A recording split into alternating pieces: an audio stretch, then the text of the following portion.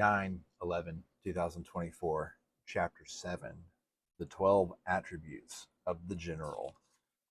Verse 1. Authority lies in not changing course. Wisdom lies in adapting to the circumstances at hand. Stratagems are a matter of responding to events. Battle is a matter of morale. Victory when attacking stems from surprising your enemy. Victory when defending stems from preparation of fortifications. Avoiding errors requires calculation and reckoning. Avoiding difficulties requires prior preparations. Prudence is a matter of taking care over the small. Wisdom is a matter of governing the large. Eliminating threats is a matter of resoluteness and determination. Attaining the favor of the masses is a matter of how you treat the common people. All of these are very insightful, very wise, right? You have your prudence all the way to your wisdom, from the small to the large, attacking and defending, preparation, and more. Verse 2, and I do like that the 12 attributes of the general, chapter 7, is 2 verses for a page. Regret stems from trusting in what is doubtful. Evil stems from being overly cruel in your punishments. Unfairness comes from placing too much value on your own private gain. I'm going to say that again. Unfairness comes from placing too much value on your own private gain. Right? When you want to win so bad, unfairness stems from that. It's so unfair that you haven't gotten what you want yet. So, like, in order for the unfairness not to creep in, don't compare yourself. Happiness is your definition, right? Your success is your definition. And if your success is completely different from someone else's, who cares, right? If they have something that you don't in that moment, if you never set a goal for it, then you don't need it. You are happy. Misfortune is a result of unwillingness to hear of your own mistakes. This one's very powerful for me right now, especially with going through something in the schism of a business, right? A business partner, an equity partner left, and they left a mess, and they left in the middle of this mess because they were misfortunate, right? They were unwilling to hear their own mistakes. They were unwilling to accept the reality of, like, a requirement every 3 years that must be met. There is no ifs, ands, or buts. Like, this is a requirement. So, like, every 3 years we're gonna go through this. And it was misfortune because he was unable to hear his own mistakes. He was unable to stand up, to step up, and do what needed to be done. And so this misfortune, when it really wasn't misfortune, but if he had only been willing to accept the truth, it would not be a misfortune now. Imprudence is a result of coveting the wealth of others. Imprudence, right? Imprudence. Coveting the wealth of others. Let's see what ignorance results from receiving the biased opinions of others, right? So you have your eyes and your ears, and you need to determine yourself, not listen to someone else's bias.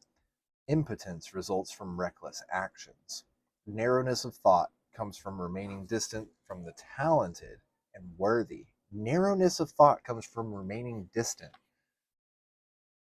So you have to go spend time with talented people. And worthiness, right? Worthiness is your own definition of yourself. I don't think if you're not hanging around talented people who are doing great things, you won't see yourself as worthy. But as soon as you do, you suddenly see yourself as worthy, and good things start happening. Disaster lies in the love of profit. Harm results from being too close to the common people. Collapse results from failure to prepare defenses, and danger results from a lack of clear orders and commands. Okay, so disaster lies in the love of profit. However, harm results from being too close to the common people. I think that there's a reason that these two are placed so close together, because profit can be had at the expense of the common people.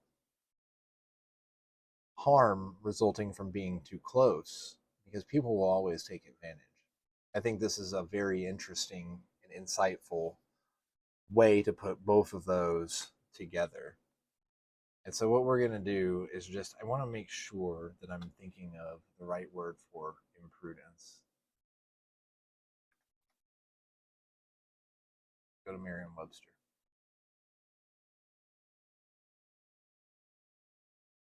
Lacking discretion or good judgment. So when you don't have, so when you covet the wealth of others, this makes you imprudence, right? The lack of wisdom. You have to have the wisdom when comparing yourself and the wealth of others. What slice of life are they in? What did they do to achieve it? Maybe they did something that you are unwilling to do. Maybe they made sacrifices that you're not willing to make, i.e., you have a family, and family is far more important to you than wealth.